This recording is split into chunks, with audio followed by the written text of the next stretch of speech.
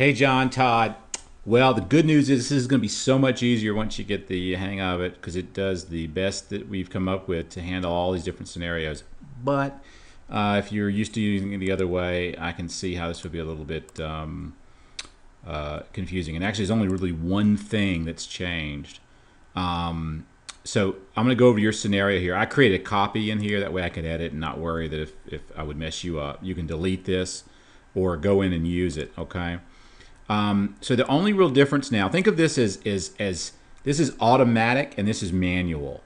We almost thought about calling it that way. Fixed at $33,003.99 means it's going to automatically handle your cash flow for you. It's going to put all available cash and cash flow into savings or repaying based on the monthly payment.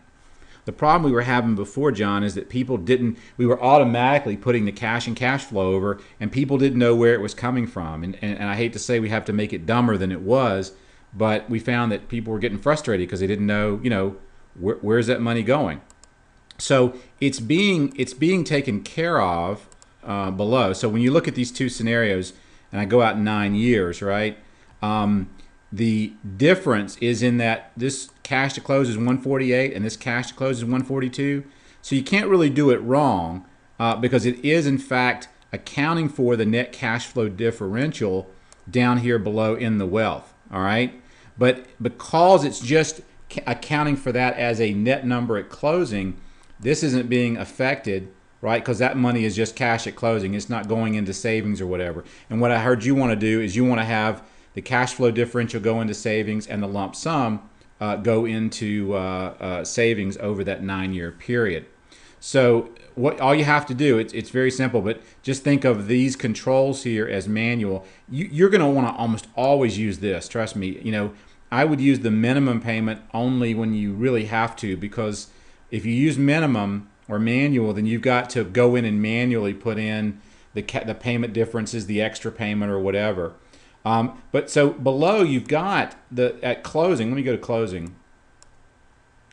You've got 6159 at closing. See, at 0 years. So it's here for you. It's just accounting for it this way. What you want to do is put the 6159 into a savings account. So all I do is come up here and click add new payment, 6159 one time, and click save. All right. Now what it's going to do is on the very first, so this is closing. So when you go to 1 year, you're now into 12 payments. It's taken the 6159 and put that into the savings account for you.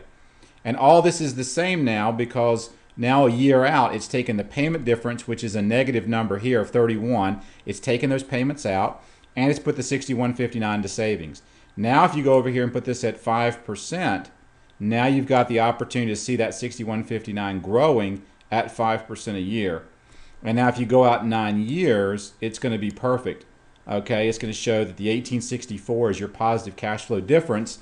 And what you're really comparing here is a difference between these two. One where you've got 6141 to put in your checking account at closing, but a $31 higher per month payment. And what's the benefit? You're going to be better off by 1864 over 9 years going with this scenario than this scenario.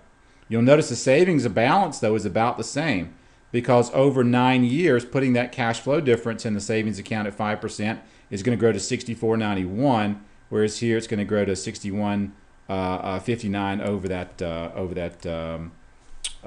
same time period. So hopefully that helps. Let me know if you have any question. It's just, I hate to say it, we had to dumb it down a little bit so that people could say, if I use the same payment, we're going to always account for the same payment each month.